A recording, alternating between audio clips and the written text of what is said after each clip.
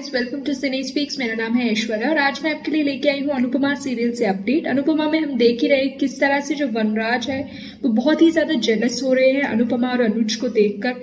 उनके जो बॉन्डिंग है, उनके जो क्लोजनेस है, उनके बीच जो फ्रेंडशिप का माहौल हो रहा है या जो भी वो पसंद कर रहे हैं अनुपमा को, वो उन्हें साफ साफ दिख रहा है और उससे उन्हें काफी ज्यादा जेलसी हो रही है। दो काव्या उनके साथ है।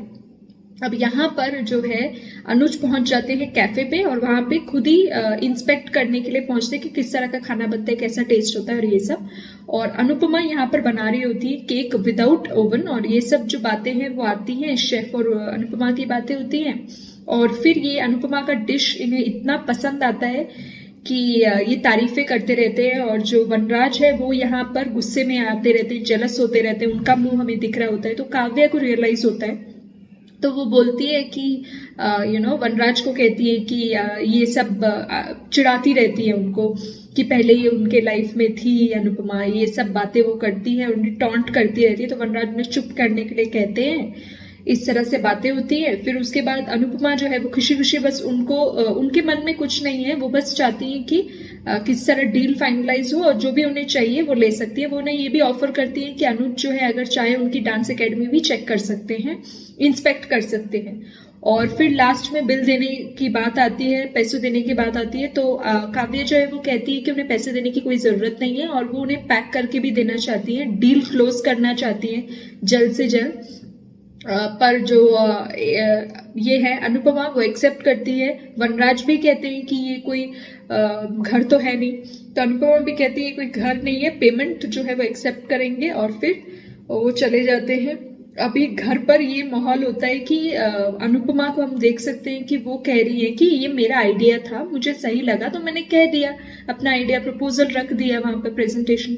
अभी उसमें ज्यादा से ज्यादा क्या होता है कि उनको नहीं पसंद आता अनुज को और वो रिजेक्ट कर देते हैं उनका आइडिया, उससे ज्यादा कुछ तो नहीं होता।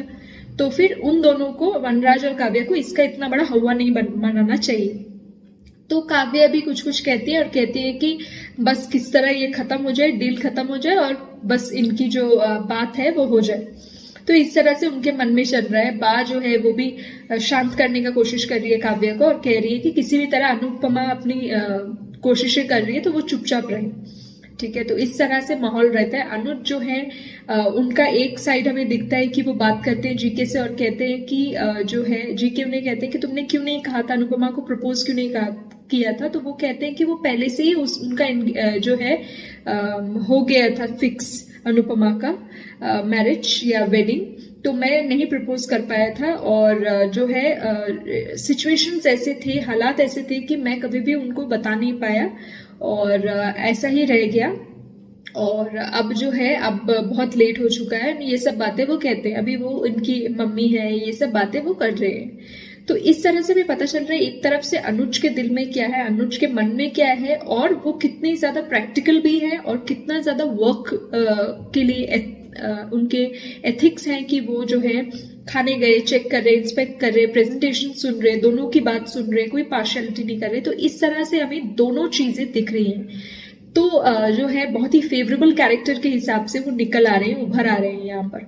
तो अभी देखना ये इंटरेस्टिंग रहेगा कि कौन सा प्रपोजल वो एक्सेप्ट करते हैं, क्या कहते हैं, क्या अंडरस्टैंडिंग होती है और आगे क्या होता है सीरियल में। तो आप हमारे साथ यूं बने रहिए अपडेट्स के लिए। Thank you for watching cine speaks.